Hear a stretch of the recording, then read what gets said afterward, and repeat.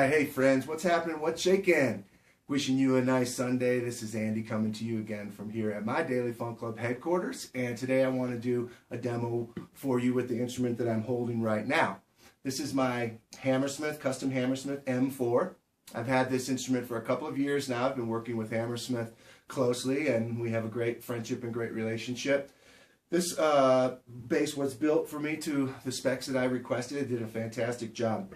Let's talk about the specs real quick. Starting at the headstock, it has Hipshot ultralight tuners, black ultralight Hipshot tuners on there. The neck is a bound and blocked P-style neck. If you notice, it's wider at the nut, but it is shallow front to the back with a with like a 60s P shallow C shape. So it's a very, very comfortable and fast neck. Low, nicely crowned and edge rounded frets, perfectly leveled. Has the nice pearl block inlays on there. Has a lightweight jazz style body painted in this kind of Arctic white color.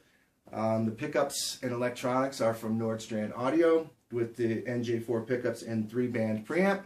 And then it has the Hammersmith Smart-Ass bridge system, which is a really cool bridge. It enables you to do quick release string changes, and it's anchored down into the body using brass inserts. Overall, this is a fantastic sounding instrument and playing instrument.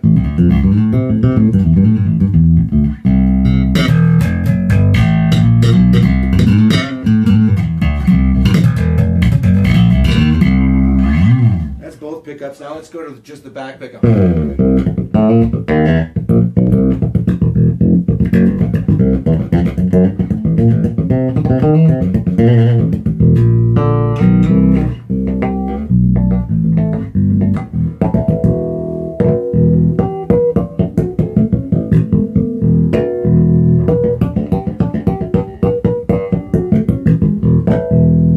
Really lively.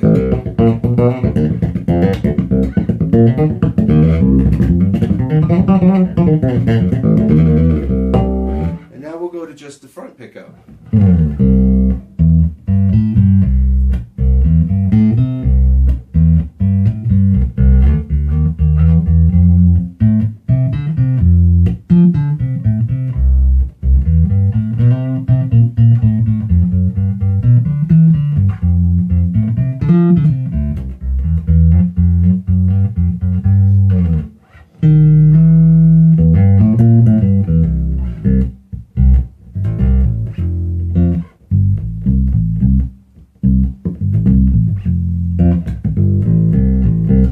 It's got a really fantastic front pickup sound.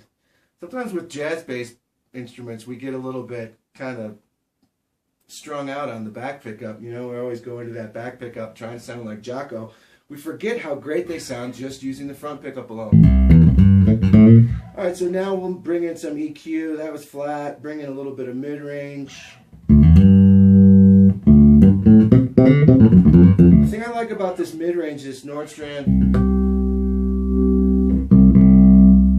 mid-range control, is that it's very well behaved. It doesn't just bring in that kind of harsh, aggressive, nasally mid-range. It brings in a really musical mid-range.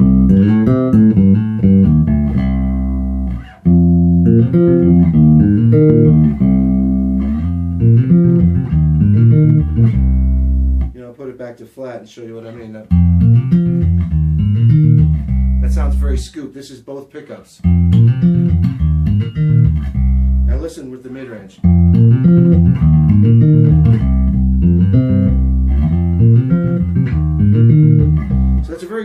useful tool. That's a very useful mid-range control. And then in the back we have bass and treble. And of course, they do what they're supposed to. Lots of bottom.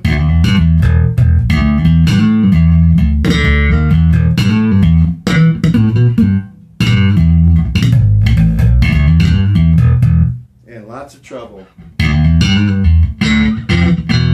Which I would never use. I don't ever boost the treble, but I certainly boost up the bass sometimes, and I do incorporate this mid-range control. It's fantastic. The amplifier rig that I'm playing through today is the Mesa Boogie Subway D800 Plus and the 210 and 115 cabs. This is a fantastic rig. Also, I've had this one for a couple years, and I've used it on a boatload of gigs. Taking it out, I've had no issues whatsoever with it, and for me that's one of the most important things with any amplifier is that it sounds good and keeps sounding good and holds up over time, using it on a lot of gigs, and no problems arise after you start to, you know, work it and use it and get it out there and push it real hard. It's held up fantastic. The thing about the Plus that's different than the regular Subway D800 is that it gives you the ability to have parametrics, frequency selectable low mids and high mids, and it also gives you this high pass filter. The high pass filter is a really excellent thing to have, because as you're wanting to play louder on stage, as you're wanting to get the amplifier play louder, you can pull out the subsonic stuff that's just kind of taxing the power module.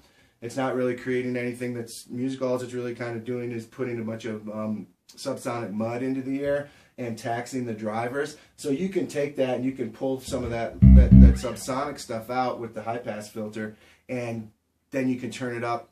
Amp runs cooler, stays cleaner, you know, hits faster, the transients are cleaner, and I think that this one performs better when you're really pushing it loud, because you have the ability to use the high pass filter. And it is very loud. It's a fantastic amp. Super lightweight, easy to transport, yet loud. Does the job fantastic. So, let's... one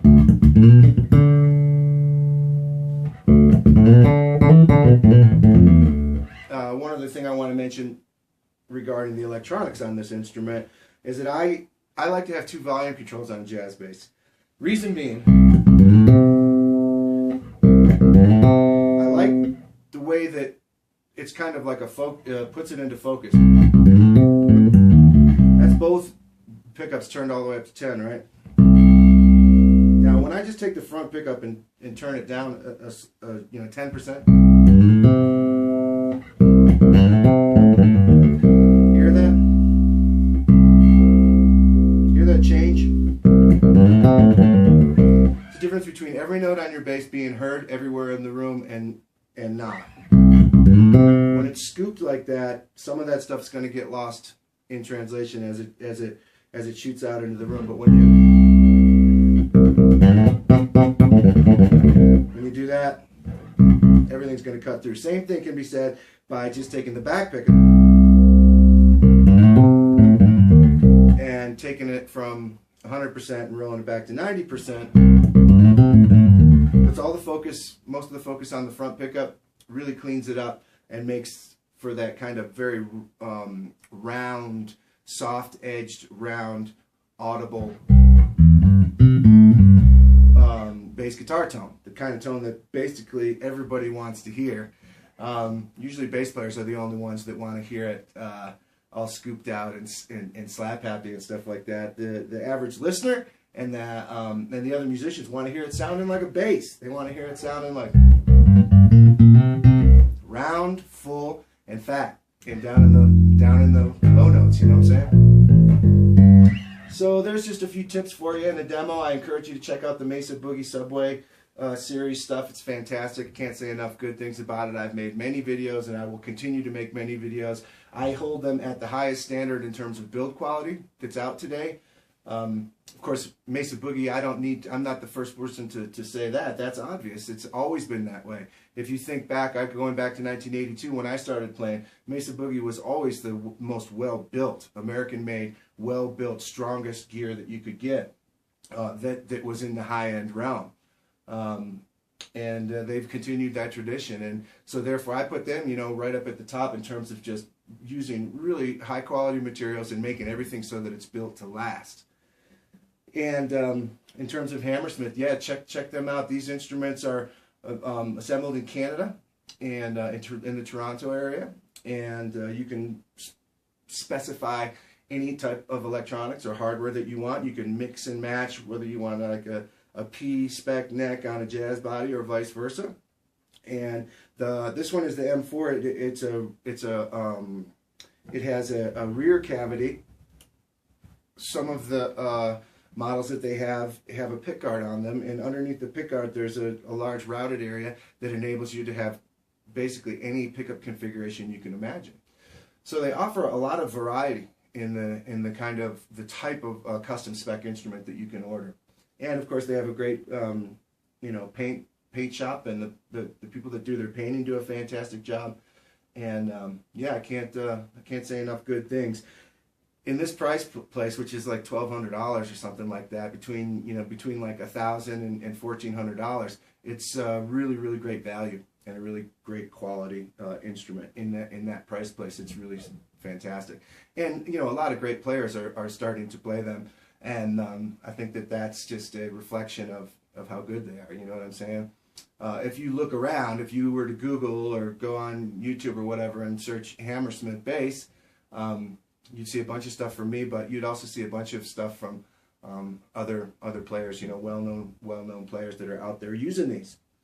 So thanks for watching this video. Thanks for watching all the videos, and have a great rest of your Sunday, and happy Father's Day. And we'll see you next time. All right, friends.